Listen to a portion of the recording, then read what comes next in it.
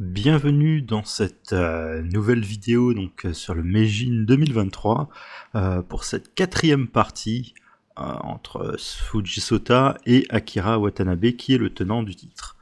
Vous pouvez voir à l'écran le témoin principal de la partie qui sera Koichi Fukuhara, qui était tenant du titre de l'OI de 2007 à 2009. L'OI qui est maintenant détenu par Sota Fuji et qui a un nouveau challenger qui sera Sasaki, qui vient de battre le 18 mai Yoshiharu Abu en finale. Donc ce ne sera pas un duel pour la 100e couronne de Abu, qui est le joueur le plus titré de l'histoire du shogi. Daichi Sasaki, qui est également le challenger pour le titre de Kisei, qui est également détenu par Sota Fuji, qui va commencer du coup le 5 juin, donc les deux joueurs vont avoir pas mal de parties à disputer entre eux. Cette quatrième partie se déroule dans la ville de Iizuka, dans l'île de Kyushu. Je rappelle que le score est de 2-1 pour Sota Fuji, mais que Watanabe a gagné la dernière partie. C'est le premier arrivé à 4 victoires qui remporte le titre.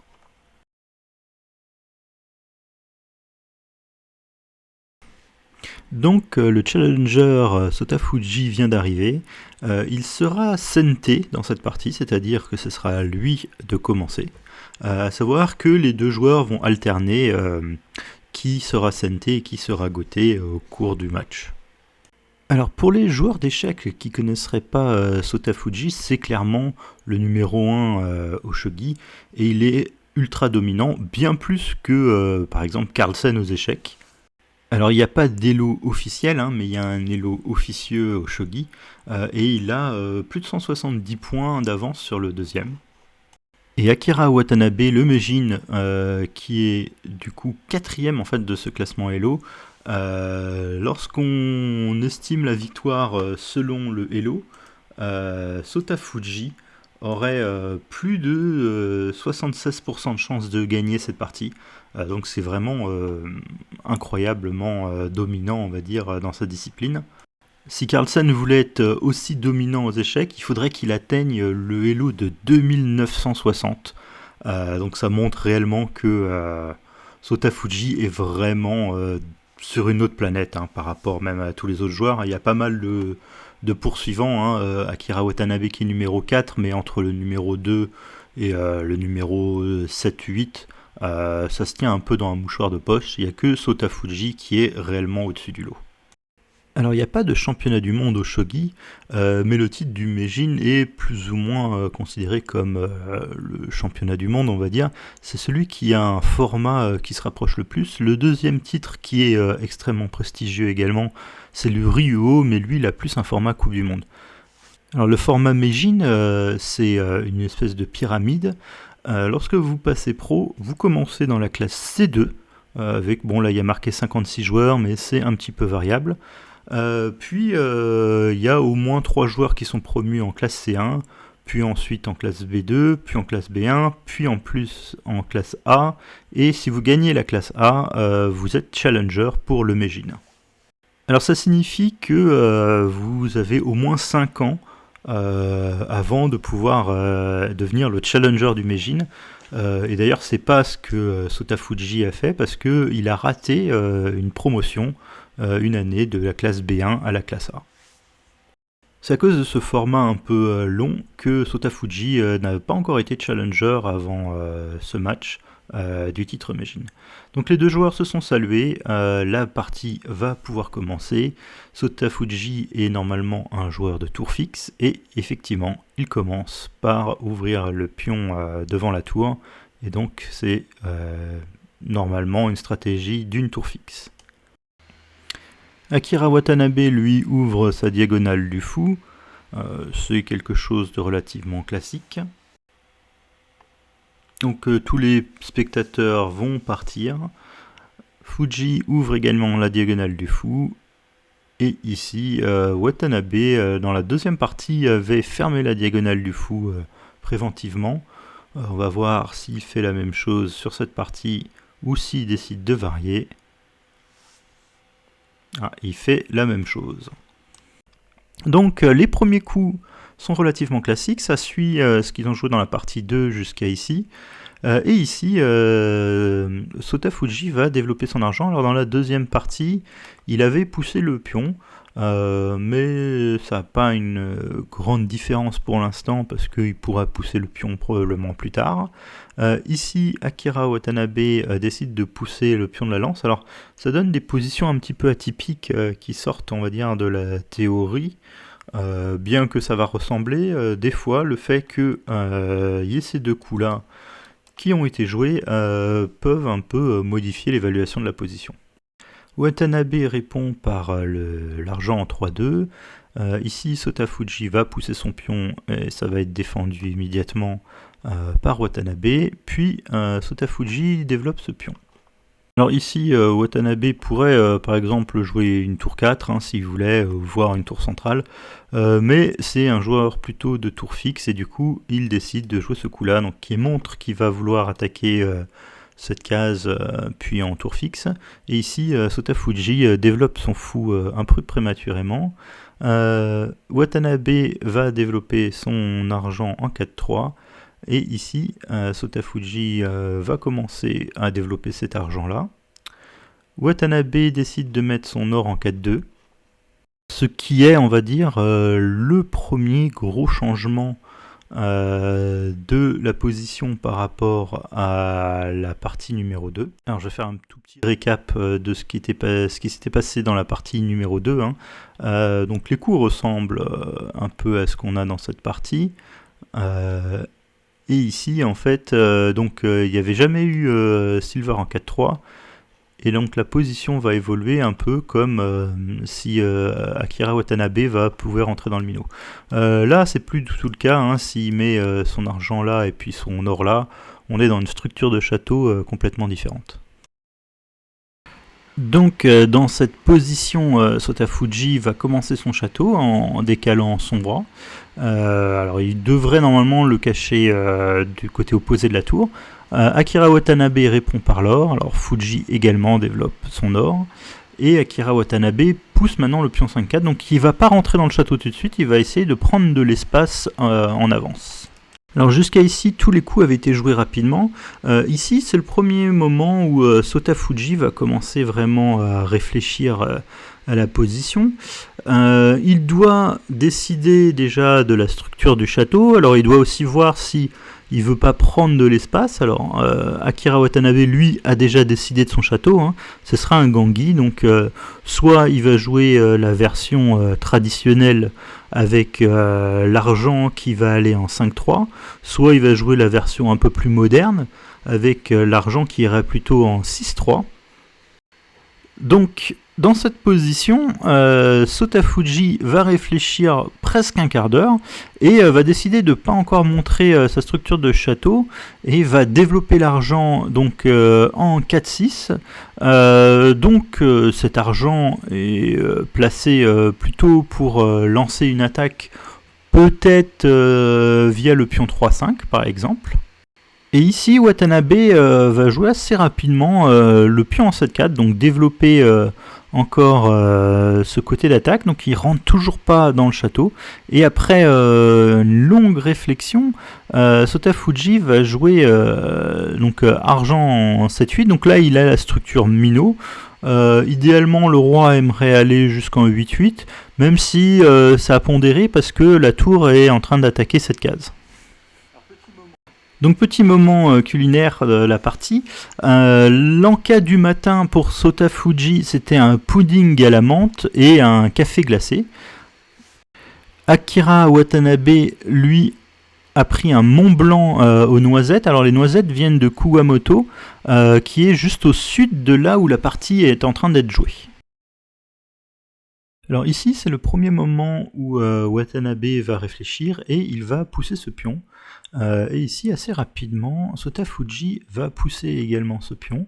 Donc là on est déjà dans un moment où il y a un contact on va dire entre les pions et les complications peuvent arriver.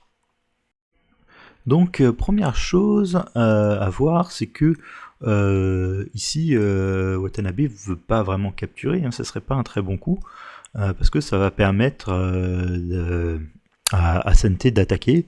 Alors par exemple, ça c'est le genre de pièce un peu classique, où effectivement, là, Sente aurait un énorme avantage. Il a fait un token, alors bien qu'il ait donné un général d'argent, il va récupérer au moins un général.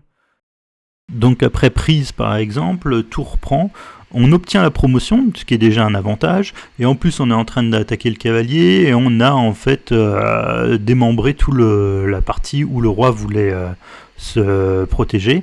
Alors peut-être que ici Watanabe pourrait essayer de pousser le pion, mais après fou prend, or prend, on pourrait toujours pousser, et on arrive à être en avance à mon avis dans l'attaque. Après tout cet échange, la tour arrive à prendre, et encore une fois, le roi est tout seul au milieu, et on a réussi à attaquer l'endroit où il voulait se cacher. Donc dans cette position, Kira Watanabe va développer ce cavalier. Alors, généralement, aux débutants, je ne conseille pas de développer un cavalier tant qu'on ne contrôle pas la case de devant. Mais ici, il y a quand même un petit peu des idées derrière, alors de jouer extrêmement agressivement. Par exemple, ce cavalier va vouloir venir ici. Si jamais, par exemple, Sota Fuji joue un coup qui n'est pas utile, on pourrait imaginer que, par exemple, cavalier ici, le fou va devoir en tout cas soit reculer, soit avancer, mais il va plus pouvoir contrôler cette case, et ici on va pouvoir pousser notre pion, et rentrer en tout cas avec la tour, et peut-être capturer le pion, alors parce que ici ce n'est pas possible, le cavalier protège. Ici peut-être qu'on peut capturer ce pion, alors la tour a l'air instable pour le moment, mais on pourrait très bien, par exemple, remettre un pion et peut-être vouloir repartir et avoir gagné un pion. Donc c'est quand même des possibilités qui sont pas non plus complètement incohérentes. Et ici, Sota Fuji, donc dans cette position-là, il va réfléchir pas mal de temps et suffisamment longtemps pour que la partie soit interrompue pour la pause déjeuner. Donc pour le repas du midi, Sota Fuji a pris du kashiwa meshi. Alors c'est le plat sur la gauche, hein, c'est le riz avec des champignons. Alors c'est des champignons japonais, les shiitake. Pour le reste du repas, par contre, j'ai pas vraiment d'informations. Alors je reconnais quand même qu'il y a un œuf, mais si vous avez des infos en plus sur ce qu'il a mangé, n'hésitez pas à les mettre dans les commentaires. C'est toujours la bienvenue. Watanabe, lui, a pris un plat de sushi, un assortiment de sushi. Même chose, si vous avez un peu plus d'infos là-dessus, n'hésitez pas à les mettre dans les commentaires. Donc au retour du repas, Sota Fuji va encore réfléchir pas mal. La position, là d'après l'ordinateur, est à peu près égale, 51%, 49%, c'est vraiment égal. Sota Fuji alors, il va jouer son coup. Et la pendule va se mettre à l'heure, et il avait dépensé 1 heure, et sur ce coup seul, vous allez voir que son temps passe de 1 heure à 2h38, donc il a dépensé 1h38 pour ce coup, et du coup il est très en retard à la pendule par rapport à Watanabe. Alors le coup que Sota Fuji joue est assez compliqué, même pour moi j'ai du mal à comprendre exactement. Alors j'imagine qu'il protège ce pion, on va dire, de manière indirecte. Alors admettons qu'Akira Watanabe joue ce coup-là qui a l'air normal. On pourrait en fait peut-être protéger ce pion-là. Donc après ce coup-là, il pourrait ne plus vraiment prendre parce qu'il y aurait cet alignement là sur la tour. Alors bon, c'est peut-être pas les meilleurs coups, mais c'était juste pour illustrer. Par exemple, après argent ici, bon, qui est un coup un peu bizarre, on pourrait pas prendre par exemple parce qu'il y aurait cet échec et là on récupère la tour. Alors, j'imagine que c'est des raisons pour, enfin ça doit être une des raisons pour laquelle il a mis cette tour là, hein, parce que sinon elle n'aide pas beaucoup plus, on va dire, à l'attaque ici en étant en 2-6 qu'en 2-8. Donc j'imagine que ça doit être la raison pour laquelle il a joué ce coup là. Donc après ce coup là que Sota Fuji a joué, où il a mis 1h30 à jouer, ici Watanabe lui aussi va avoir une longue réflexion, et il va mettre plus de 50 minutes pour jouer un coup qui moi m'a surpris également, c'est le fou en 4-2. Alors en fait, ça m'a surpris, alors Sotafuji d'ailleurs va le jouer, il va prendre ce pion, et ce pion en fait ne peut pas être repris, parce que le général d'argent est déjà occupé en fait à protéger ce pion, et là ici on se prendrait une fourchette, et ça n'irait pas du tout. Donc c'est vraiment un sacrifice de pion que Akira Watanabe a joué, et on a du mal à voir comment on va récupérer ce pion en fait. Et donc l'autre chose qui en fait me paraît un peu bizarre, c'est qu'après avoir pris ce pion, ce coup d'argent là va être vraiment facile à jouer. Donc il faut que Akira Watanabe fasse quelque chose, on va dire, d'assez drastique. Et effectivement, il pousse son pion à 9-5, et donc après la prise, il a sacrifié 2 pions dans cette position. Et donc il va commencer à lancer une attaque avec ce coup de cavalier 6-5. Donc Sotafuji va jouer le fou en 6-6, et ici Watanabe va pousser à nouveau ce pion. Donc ici Fuji n'a pas vraiment le choix, hein, il ne peut pas laisser Akira Watanabe prendre en 8-7 et faire promotion, donc il est obligé de prendre ce pion. Ici Akira Watanabe va jouer ce coup qui est pas mal, hein. Lance prend 9-5, alors on pourrait pas réellement prendre ici, il y a pas mal de complications, mais ce serait gênant, par exemple prise, dans la pire variante ce serait probablement roi ici, on ferait pion là pour attaquer ce cavalier, alors sur roi prend, il y aurait juste Tsume en 3, hein, comme ça, donc on serait obligé de faire probablement fou prend. Et ici, après avoir pris la lance, on menace par exemple le pion ici, ce qui est embêtant. Et si jamais on protège, on va se prendre une batterie lance et tour. Et il n'y a pas réellement de moyen efficace de protéger cette position, donc ce serait vraiment très très dérangeant ici.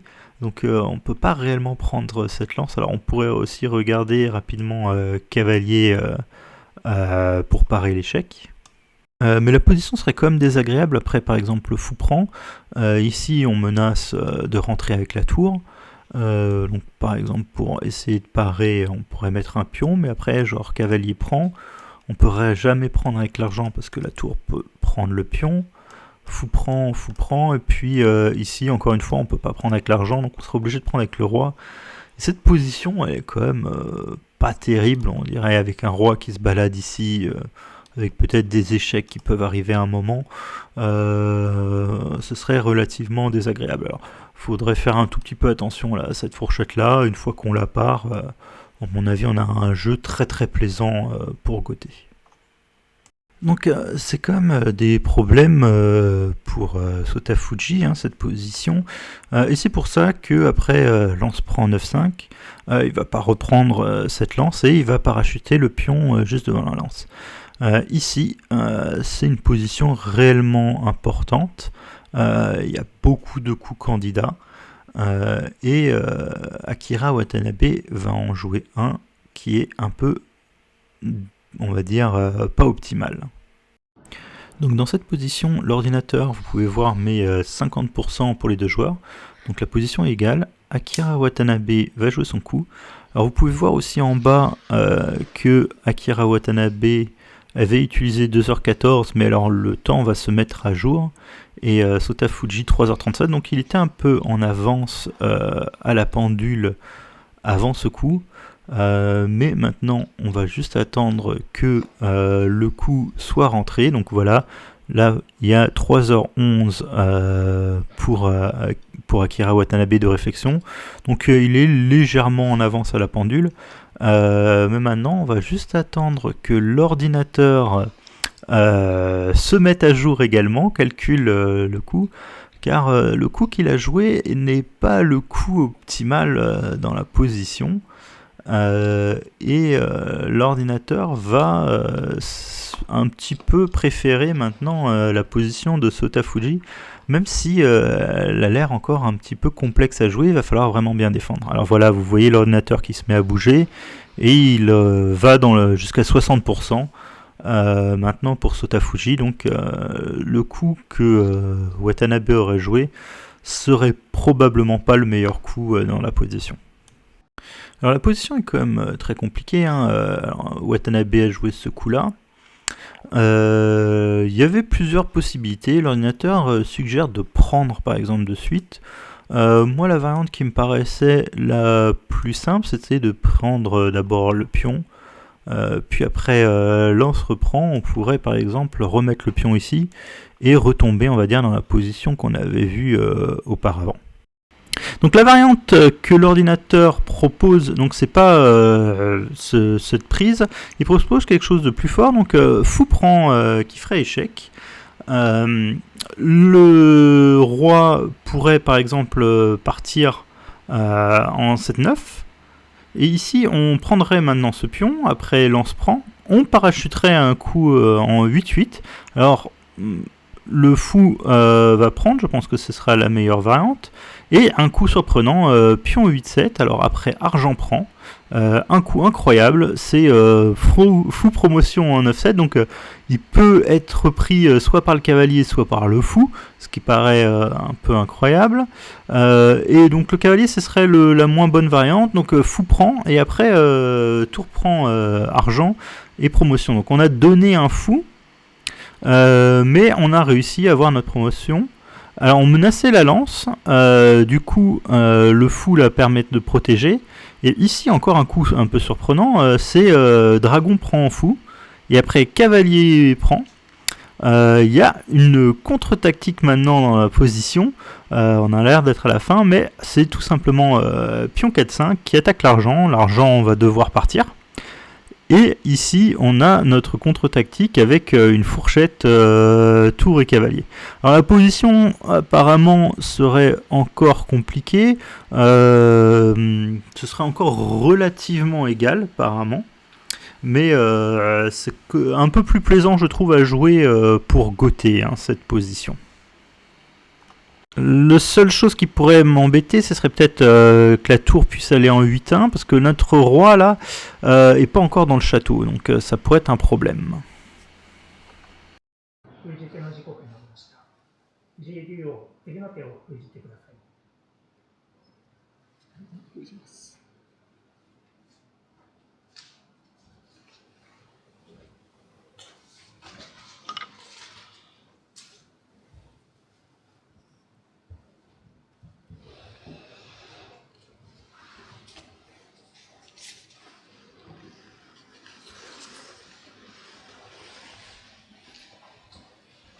Alors Sota Fuji qui a décidé de sceller le coup dans cette position.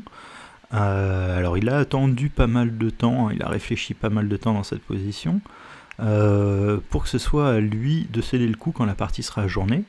Donc il va se retirer, il va noter son coup et ensuite va transmettre les enveloppes à Watanabe. Alors personnellement, je suis un peu curieux de cette décision, même si je la comprends. Je vais vous montrer tout ça bientôt sur le plateau. Pourquoi moi je pense pas que j'aurais scellé ici le coup. Mais du coup il va finir son cérémoniel, il va revenir avec les enveloppes, les transmettre à Watanabe, qui va lui remettre, et puis il les mettra à l'arbitre de la rencontre.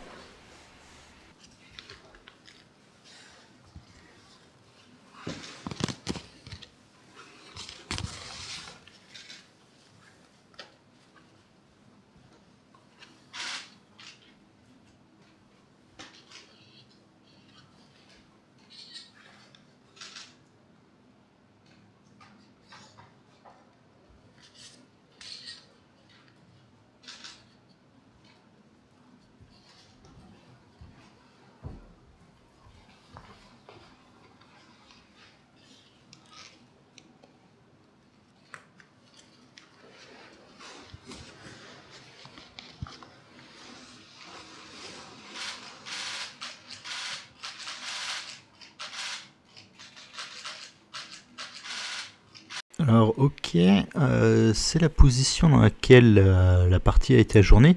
Alors je disais que j'étais pas franchement fan de sceller le coup dans cette position. Mais c'est quand même relatif. Alors je suis pas très fan en fait parce que il y a que deux coups réellement jouables et un qui est comme qui a l'air beaucoup plus fort que l'autre. Alors les deux coups jouables, ce serait Fouprant et Cavalier en 7-7. Et Fouprant, bon, il y a plusieurs options, mais admettons sur Fouprant, fou échec. Euh, Soit on retombe dans la position qu'on aurait pu obtenir tout à l'heure à l'analyse, qui était pas terrible, donc avec lance-prend et puis le pion ensuite ici. Euh, En plus, en scellant dans ce moment-là, on se donne quand même une chance de plus que Watanabe trouve ce genre d'idée qui paraît incroyable, mais peut-être que sans pression et s'il a un Shogiban, bon bah il peut voir ça.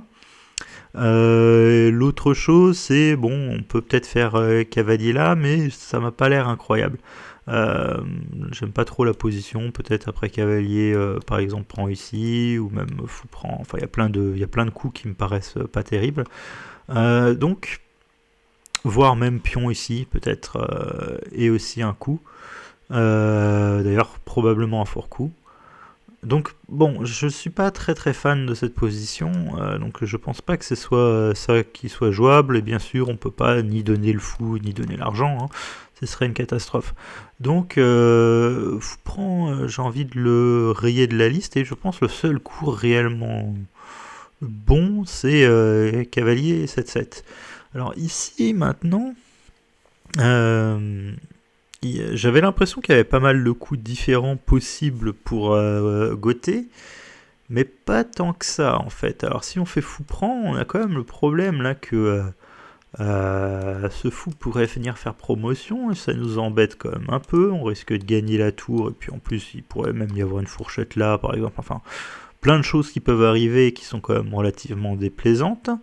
Donc on n'a pas trop envie de faire ça, on peut pas vraiment faire tour prend non plus parce que le cavalier maintenant est en l'air. D'ailleurs ce cavalier est en l'air. Donc je sais pas, si on joue un coup de pion, bah, on perd notre attaque sur le pion. Donc le seul coup qui serait peut-être jouable, ce serait cavalier 7-7. Ici, bon, faudrait calculer ce que fou prend, ce que argent prend. Le coup qui me paraît le plus évident parce qu'on a envie de garder ça, ce serait argent prend, hein. On n'a pas trop envie de faire fou prend parce que je pense que fou prend ici, ça nous arrange pas incroyablement. Donc plutôt argent prend et puis je sais pas token, on pourrait avoir peut-être ça. Donc, ça peut faire des choses un peu compliquées. Alors si cavalier prend cavalier, c'est forcé. Peut-être que c'était pas un si mauvais moment pour ajourner. Le problème, c'est que j'ai quand même l'impression que c'est Akira Watanabe qui va devoir faire des choix importants. Donc peut-être que ajourner c'est bien pour lui dans cette position où il sait qu'il y a un cavalier 7-7. Mais bon, Fuji sait qu'il va voir cavalier prend 7-7. Donc peut-être que ils auraient pu ajourner en fait un coup plus tard, peut-être en fait. Ils auraient pu jouer cavalier 7-7, cavalier prend 7-7 et ajourner ici où il y a peut-être effectivement une vraie décision en fait à prendre dans cette position avec prise ou prise. Bon, c'était une possibilité. Mais peut-être qu'en fait, bon, l'ordinateur considère que Fuji est mieux donc dans cette position. En ajournant, il va pouvoir en tout cas regarder tous les petits pièges de la position qu'il peut y avoir et les éviter. Donc ça va être intéressant. Donc, la grande question que j'ai pour demain, c'est est-ce que... Alors, cavalier 7-7, je suis prêt à parier pas mal que ça va être le coup qui va jouer. Allez, je pense qu'il y a plus de 95% de chances que ce coup-là soit le coup scellé. Je vois pas d'autres coups qui ont le moindre sens. Et puis j'ai envie de dire derrière, j'ai envie de dire que allez, plus de 90% de chance aussi que Watanabe fasse cavalier prend 7-7. Après, j'en sais rien. Mais du coup, les deux coups là qui ont l'air d'être évidents, la question ça va être est-ce qu'ils vont les jouer vite parce que les coups sont évidents et sont assez forcés, ou est-ce qu'ils vont prendre leur temps comme ils ont fait à chaque début de deuxième journée où Ils prennent toujours beaucoup de temps, mais généralement c'est un moment où il y a plein de bifurcations possibles. Alors que là, ils ont l'air d'être quand même dans une variante un peu forcée. Euh, voilà. Donc c'était mon petit bout d'analyse, on va dire, pour la fin de cette première journée. Rendez-vous demain pour la suite et la fin de cette partie. Et je vous souhaite du coup une bonne journée ou une bonne soirée.